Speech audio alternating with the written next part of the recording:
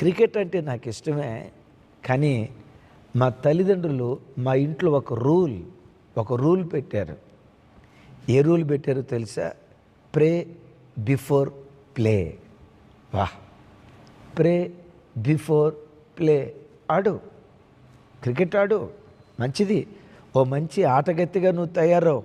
కానీ ఆటలు విజయాన్ని సాధించాలంటే, నువ్వు పోరాడుతున్న పోరాట భూమిలో నువ్వు విజేతగా నిలవబడాలంటే ఆటకు ముందు ప్రార్థన. విన్నారా ఈ మాట? ప్రే బిఫోర్ ప్లే. ఆటకు ముందు నువ్వు ప్రార్థన చేయాలని మా తల్లిదండ్రులు చిన్నతనం నుంచి ఆటకు ముందు ప్రార్థన నాకు నేర్పారు.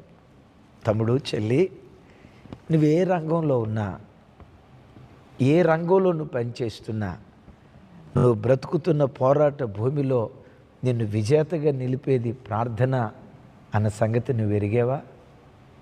బహిరంగంగా చెప్తుంది ఆ అమ్మాయి. నేను ఆట ఆడే ముందు ప్రార్థించుకుంటా. ఆ ప్రార్థన మా తల్లిదండ్రులు మాకు నేర్పారు. ఎందుకు ప్రార్థించాలి? కీర్తనలో చూస్తాం కదా, పిడికెడు విత్తనములు చేతబోని ఏడ్చుచూపోయి విత్తువాడు సంతోష గానముతో పనలు మోసుకుంటూ వస్తాడు.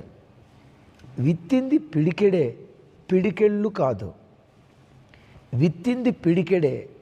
పిడికెడు విత్తితే పన మోసుకొని రావట్లేదట, పనలు మోసుకొని వస్తూ ఉన్నాడట. దీని అర్థం ఏంటో తెలుసా? ప్రార్థిస్తూ నువ్వు ఏ పనైనా చేస్తే ప్రయాసానికి మించిన ప్రతిఫలం